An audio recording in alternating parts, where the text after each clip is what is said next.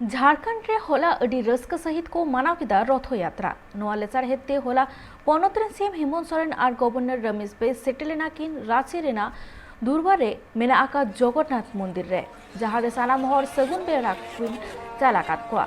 होलावा कमी होरा रे एमपी संजय साथे आरहो मारंग मारंग एमपी को सोहो सेटेल को ताहेकना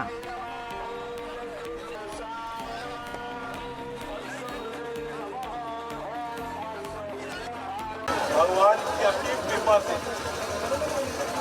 2 साल बाद यह रथ यात्रा रांची में भी प्रारंभ हुआ।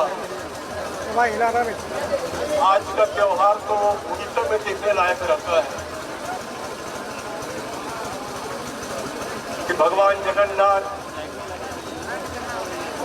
माता सुभद्रा, भगवान बलराम, आज तीनों का बैठकर यहाँ पर मंत्रोच्चार के साथ पूजा करने का अवसर मिला। मैं यहाँ के जितने भी काम करने वाले हैं, पंडित महाराज जी हैं, मैं उन सभी को धन्यवाद देता हूँ कि मुझे पूजा करने का अवसर दिया गया। मैं पूरे झारखंड के देशवासियों को शुभकामनाएं देता हूँ कि भगवान हमारे प्रदेश के ऊपर